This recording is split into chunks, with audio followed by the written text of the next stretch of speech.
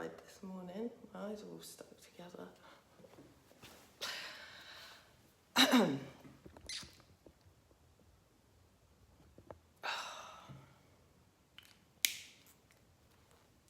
Hello. I put my eyelash glue on this morning and my eyes are sticking together. It's too early. Oh, sorry. Right, hello. I can see your comments today. Yay! So yesterday I could only see people joining, and because I could only see people joining and no comments, I was thinking, oh my God, they hate this. But I thought I'll just keep going anyway. Look, if my eye sticks, I promise I'm not drunk. I'm going to read your comments this morning. Good morning. Hey Beth, hey Sarah, hey Rachel, hey Lisa, hey Sophie. How's everyone feeling? Oh, I had the most beautiful messages from you all, and I felt so happy that you're all getting excited and that you were so open to it all. Right. Today is something that we're going to do that's necessary. Just having a big sigh, okay? I love sighing. Hey Robin, hey Victoria, hey Rach, hey Vicky. Right.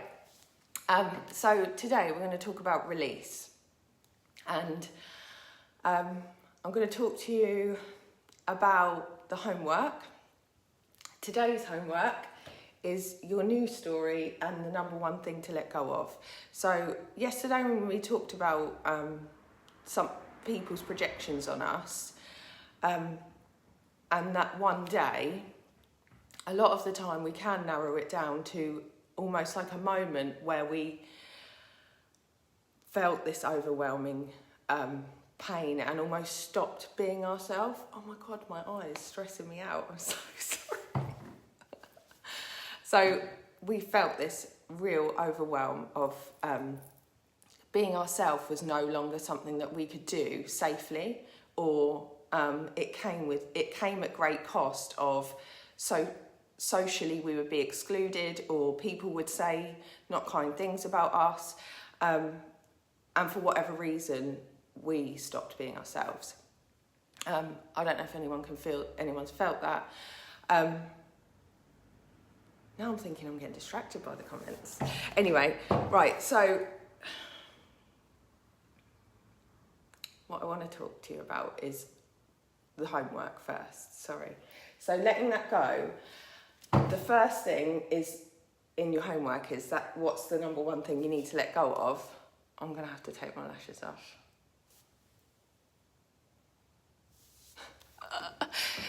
Right, what's the number one thing you need to let go of? And then in that, I actually want to make your homework harder for you. I want you to go back into that moment and I want you to write yourself a letter as if you're writing that person a letter, as if you're writing yourself a letter to yourself at that age. Does that make sense? Because what we really need to overcome is you being able to soothe yourself. A lot of the time we're always looking for external people to soothe us, and it all comes back to certain times in our lives. So does that make sense? Good. Right. So that's that. And I think I'm just going to take these off. Does anyone mind? Right. Anyway, so I'm going to talk to you about your left brain and your right brain today, and I'm going to talk to you about overthinking. I'm going to talk to you about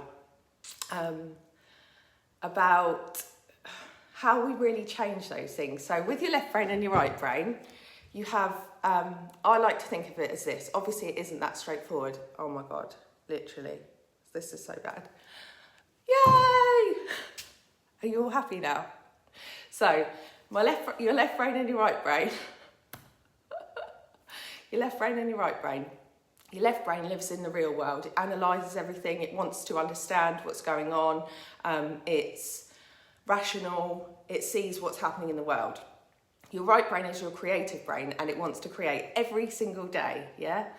So what it does with overthinking, yeah, is it takes your rational side, your normal situation, and it starts to create all these stories that aren't actually true. And We then get in a situation where we might have seen someone not like something on social media, or we might have been in a conversation with someone, and then all of a sudden we think that Joe at work's talking about us because we saw Joe out with someone, or we saw Joe like something on someone's post, and all of a sudden nobody likes us and we're being disconnected from our work family, or whatever it might be. Does that make sense to you? So in terms of overthinking, what you really need to think is every single day my brain needs to create, and it needs to create scenarios, because that's how my brain works, yeah? So the way to overcome that, and it's a really simple one, is to use your imagination. Now, when people talk about using their imagination, using your imagination is overthinking, but it's overthinking the positives, yeah? So when, this is such a simple thing, but what you need to do is come at every scenario from a place of hope and love, rather than thinking, oh my God, that person's definitely talking about me, they don't like me, I've always known she didn't like me, I should never have trusted her, I told her about this at work and now I'm thinking she's using it against me. And then this whole scenario blows up in your head that actually is probably not true, or could be true, but actually there could be 100 different things that could be true, and you might have told her something that maybe made you feel vulnerable, or you maybe felt some shame around, and you might have really connected with her, but in your head you're thinking, oh my God, I wish I'd never said that, why did I do that? And then you've got this whole scenario, yeah? So the antidote to overthinking, if you can overthink in the negative, you can overthink in the positive. Does that make sense? Yeah. Sorry, I'm completely thrown by my eyes. I wish I wasn't looking at myself. So every day your brain needs to create. So what I want you to start thinking is, and the second half of your homework is, what's your news story? So what can you actually do to start to daydream? And daydreaming was really schooled out of us, and I talked about this yesterday. Stop dreaming, stop being a dreamer. She's always got her head in the clouds. Actually, the most important part of our brain, of being able to grow, is being able to imagine us growing, yeah? So before we do anything bigger than ourselves, we have to be able to imagine doing something bigger than ourselves. We have to be able to imagine that it's going to be okay, or that, say, for example, we want to get a job. We want to be able to go into that job. We want to be able to go into the interview and imagine that we're in the interview and we are actually going to get better, and we're actually going to get a promotion, and we're going to be able to sit in that interview, be in ourselves and be like, do you know what? This was me and I got that job. But unless we can imagine that first, we make it much more likely to not happen if we go into the interview thinking, oh, I'm definitely not going to get this job. Oh, don't even care. It doesn't even bother me. And so we sometimes talk ourselves out of really being ourselves before we've actually even gone the whole hog, if that makes sense. So anyway, I'm going around my little notes around my thing.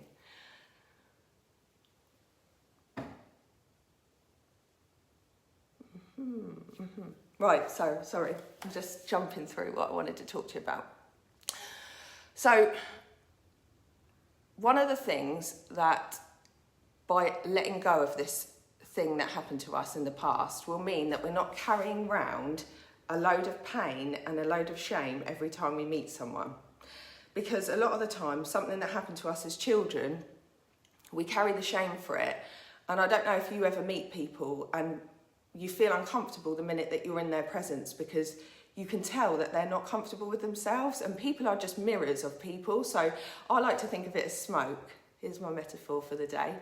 You go into a room and my smoke's in the room, yeah, my aura, my energy, whatever you want to call it. I like to think of it as smoke because I'm very visual. I go in a room, my smoke's in a room. If I'm feeling really horrible or anxious or shameful, maybe, I'll shrink my smoke, but I'll also have a little demon on my side snarling at me and saying these mean words in my ear. So say I'm in my interview and I've got this mean demon in my ear saying, you're never going to get this job, you're not good enough. And I'm trying to shut him up. And 50% of me is trying to shut my demon up, and the other 50% of me is trying to concentrate on being present in the room and showing who I am, yeah? I am probably not going to get that job. I'm probably not going to get that person to like me. I might not get that sale or whatever it might be, because I've been trying to shut my shameful demon up. However, when you get your demon and you pick him up and you say, all right, Nigel, come on then, sit with me. And you sit him on your lap, yeah? And you say, this is my mate Nigel, okay? He's been with me since I was 7 years old, 9 years old, whenever this shameful act may have occurred. And the truth is, he's not going anywhere. I used to be really ashamed of Nige, but now he just comes with me and he's just part of my story and he's part of who I am. So then the person in front of you is feeling like, oh, okay, well, she's not afraid of Nigel. She's not afraid of her story or herself. So maybe I don't feel uncomfortable anymore. Yeah. So then your smoke starts to calm. Yeah. Your smoke starts to sit in the room, and my smoke with my interviewer's smoke, let's call the interviewer Fred, my smoke and Fred's smoke is starting to feel calm now together, and the smoke's starting to mix in with each other, and they're like, yeah, do you know what? I'm liking this person. And what we really want to aim for is all of our little demons, all of our Nigels and Trevors and all of these little mean gremlins that we might have built up over the years. What we want to aim for is that they actually sit with us and that we're not afraid of them, yeah? So they're sitting with us on our laps, and that we can walk into a room, and I don't know about you, but when you feel good, you walk in a room, and I know that sometimes my smoke will walk into the room first and be like, she's here, everybody. And that's when I'm feeling like, yeah, I'm here. And then everyone looks round, and they don't look round because I look good. They look round because my smoke's just told all of their smokes that I've just come in the room, and they're like, oh, someone who feels really good about themselves just come in the room. Whereas if I go into the room and I'm frazzled and all my Nigels are behind me, and I'm like, then I can't connect with that person because I'm trying to shut all of them up, yeah? And I'm feeling really awkward. And then the other person's like, oh my God, that person is so awkward. Every time I spend time with her, I don't know what it is, but I just feel like, I don't know. Get your Nigels, put them in front of you and start being kind to them. Show yourself compassion. Show all of your little Nigels and Trevors. And I'm saying that because my dad's called Trevor, my uncle's called Nigel. And actually, Nigel used to be mean to me. Come here, Nige. So bring your Nigels, sit them on your lap and say, do you know what, Nigel? And that's how I want you to write your letter. Don't write it to Nigel, write it to yourself when Nigel was mean. Okay? Anyway, my point is, what we want in life is connection. We want to connect with people. We want to feel love. We want to feel worthy of love, yeah? When we stop feeling ashamed of Nigel, yeah, our smoke starts to grow. And it grows in thickness, in colour, in ability, in the magicalness. It's sparkly. You can walk in a room and you don't even need to have makeup on or anything, and people are like, oh God, she's so beautiful. And it's just because your smoke's so beautiful. Do you know what I mean? Sometimes people are beautiful, but then they have not beautiful smoke, you know them people? Them people are struggling with their Nigels, to be honest with you. So let's be compassionate to those people. But I digress. If you can get to a point where you are so comfortable with all of your Nigels, yeah, your smoke will just sit in a room comfortably, and wherever you go, you'll be able to shrink your smoke if you need to. So say there's someone else in the room that's like a real alpha, and you think, do you know what, today I'm not interested in me being the most dominant person in the room, and we have the ability to shrink our smoke. But then sometimes we'll go into a room and be like, pow, I'm going to own this room today, and then we'll get all our smoke really big, yeah? Yes, babes, rainbow and unicorn smoke, that's the one. But I'm telling you this because I'm sure that everything that you do in life, in whatever way you do it, we're all selling, right? That's something that we all do. We're all selling something. So I'm a photographer, I sell photography. But before I was a photographer, I used to sell mobile phones. And people didn't used to come to me when I sold mobile phones just because I was a shark. My ex-husband was a shark, he was a brilliant shark. but he was a shark. But people used to come to me because they liked my smoke, okay? They'd come to me year after year for their mobile phone because they liked my smoke. And now they come to me year after year for their photography, and there's 100 photographers, and there's 100 mobile phone sellers, and there's 100 different distributors. But the reason that they come to you, and the reason that you want them to come to you, is because you're unashamedly you. And the more you can be like, do you know what, this is really me, this is who I am, and being really okay with that, and your Nigels are here, and you're loving your Nigels now, and you're like, oh, giving him a little noogies, love Nigel, and your smoke's grown, and you're like, this is just who I am now. This is who I am, and I'm really comfortable with that. Joe sold mobile phones as well. So, where am I going with this? I was coming to a point. I'm sorry, I get distracted very easily. And that's another thing. For every negative, there is a positive, okay? So for every negative behaviour that you might think you have, mine's distraction. I used to think, oh God, I get distracted all the time. It also means that I can daydream. So it also means that I'm very good at dreaming and bringing things to, like, my brain flits, but it flits and then it'll come and grab something else in the air. And that's wonderful. When you're brainstorming, it's a great trait. So I might get distracted, but I'm fantastic at brainstorming. Anyway, so today's day 2 release is all about re-loving your Nigel, yeah? You're going to write the letter to your child when Nigel was mean to your child, teenager, however, whatever age you were at. That's your number 1 homework. So it was the number 1 thing to let go of, but I want you to write it as a letter, as a love letter to yourself. And I need you to include things like, I feel ashamed that, but I can see now that I felt ashamed, and I'm angry because of this, and anything that you need to say to get off your chest. But I want you to be so kind to that person because it's really, really important. And from now on, for you to be able to have compassion for everyone else and to be kind to everyone else, you have to be able to be kind to yourself first. And I think it's really important that we do that, and that we do it as a love letter, if that's all right with everyone. So I'm tweaking your homework today. Okay. And the second bit of your homework is your news story. So daydreaming, right? I love daydreaming, and I want you to dream as big as you possibly can. I want you to supersize your dream. Every single thing that you think that you want in life, I want you to times it by 10, because you deserve it all. And I want you to really say to yourself, like today, I deserve to be loved just for who I am, including my Nigels, yeah? All of my smoke, all of who I am, I deserve it. I always deserved it, even at the time when Nigel came out, when Nigel first appeared in my life on that horrible day, I still deserved to be loved. And it wasn't that I couldn't be loved, it was that the person that I believed that I should have received love from that day, or I should have received kindness from that day, was their stuff. They were dealing with something. So I am angry at that person, but I understand that that was about them, and they should have been there for me, but they couldn't, or they shouldn't have made me feel that way.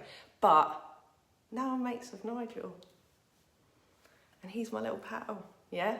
And then you can walk into rooms and you can feel like, do you know what, I'm really like, I'm me. And I can start to feel like I deserve connection every time because I'm not ashamed. And that's the most important thing that you can really take out today. But in terms of making your ideas, does anyone struggle with positive imagination? Ah, Jen, your smoke is pink and sparkly, yay! Thanks, babes. So I think that this is the other thing, yeah? So I'll tell you some of my smoke theories. So if you're with someone and they don't feel comfortable, my smoke will sit there and their smoke will sit there, and they will not mix. Like, you know, say I've got blue smoke and you've got red smoke and we're sat in the room together, our smoke will end up purple because we're just sat there chatting. But if I don't feel like, if they've got all their Nigels behind their back and they're like, no, don't let us see who I really am, then my smoke will stay blue and theirs will stay red, yeah? But if you're with someone and say like you're doing a deal or you're doing something and you're making some kind of decision, if your smoke alarm goes off, you listen to that smoke alarm, okay? Because you start to trust your smoke, you start to trust it. And another analogy of mine was the smoke. What's the other one? That you can shrink or grow it, but that the more that you trust it, the thicker and more playful it becomes, and you start to imagine things. And also when you hang around with someone, they leave a little bit of their smoke with you. So I am a huge, huge creative, yeah? I could think of a million ideas by the time, by the time I've even woken up and I've got out of bed, I've thought about 14 ideas. And this morning I had an idea of what I was going to talk about, and now I'm talking about smoke and demons. But you know what I mean? Your creativity, your smoke will stay with that person for a little while. And you might be able to send a smoke signal to them if you're really thinking about them, and then you'll get a text and you think, oh, I was just thinking about you. Well, yeah, because you sent them a little smoke signal, you know? But anyway, I'm going off on a tangent. Homework. Do your homework and do it from the most kind place. And the dreaming. Let your daydreaming replace overthinking. Use your overthinking, but use it as a positive. When people say, I haven't got a good imagination, but they're an overthinker, you have got a great imagination, you're just using it in a negative way. From now on, dream as big as possible. Go into every scenario with hope and love. Imagine the best case scenario rather than the worst case scenario. And even if you have to write, you're thinking, oh my God, this is going to happen. Even if you need to physically see what you're afraid of, oh, I'm afraid that I'm going to get the sack, or I'm afraid that my boyfriend's going to cheat on me, or I'm afraid that my best friend has been saying things to someone else about me. Literally, by writing it, you see it as separate. You can see what the opposite would be if you can't use your imagination. Try to use it anyway, but if you can't, write it and say the opposite out loud. Of course my boyfriend loves me. I am valued at work. My best friends love me and adore me, and the only thing they'd ever want for me is the best, yeah? In your letter, say it's about a relationship that broke you. Is it still a love letter? So you're writing a letter to yourself. So you can write an angry letter to your boyfriend, ex-boyfriend as well if you want to, but what you really want to write is a letter to yourself to soothe yourself, because what we're always trying to do is look for external validation and look for someone else to soothe our pain or soothe our ego and say to us, if someone hurts us, we're looking for a new boyfriend on Tinder the next day so that someone else can tell us that we're pretty or beautiful or wonderful or a great mum or a great person. Actually, we need to be able to say that to ourselves so we don't look for that external. And when we get it, we'll be like, yeah, I know, babes, I know. But we want to be able to soothe our own ego first and our own conscious. Anyway, I'm going to go now, and I am so sorry about Eyelashgate. Embarrassing or what? Are there any more questions before I go? Now I can see your comments. Dream as big as possible. I'm sending you all my smoke today, all right? I'm sending you my imagination smoke. I want you to dream about your lives like there is just no limits at all. I want you to dream about your lives like you're free from everything that's happened, that you're best mates with all your Nigels. Know what I mean? Like your past self is your best friend and you want to make her feel fab. Exactly. Speak to yourself like you would your best friend, but not even that, your child. Like, speak to yourself like you would have wanted to in that moment. What should you have heard? What should you have been told? You were always enough. You are loved. You were always loved. But that person was in a bad place, and that was nothing to do with you. You did enough. You didn't do too much. You weren't too naughty. You weren't too good. You were nothing. Like, you were doing everything that you could have done and should have done, and everything right. They just needed something else. They were not happy. It was nothing to do with you. Anyway. You have just blown my mind. I overthink all the time, and I've never thought to flip the reverse and negative into positive. Thank you. Be the woman you need to inspire the little girl. Yeah, exactly. So I'm sending you all my creative smoke today, and I want your dreams to be so big that they outweigh the overthinking. I want you to drown out your overthinking with your imagination. And if you can't imagine it, you cannot get there. You have to imagine every single thing that you do. When I wanted to open a shop, when I wanted to have a brand, when I wanted to turn my photography business, not just from a photography business, but from a small business to a company, from a sole trader to a business to a company, I had to imagine those steps first. Do you know what I mean? Not gonna lie, this is mega scary, but no one grows inside their comfort zone, of course. You're doing great. I overthink all the time, and I think the worst of everything, and I hate that. I want positivity instead.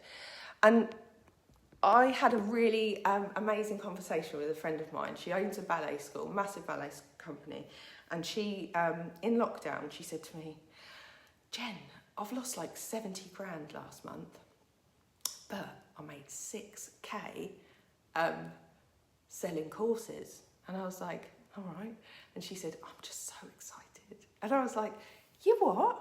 You've just lost 64K. What do you mean you're excited? She said, I don't know, I just feel excited. I just got this feeling in my belly.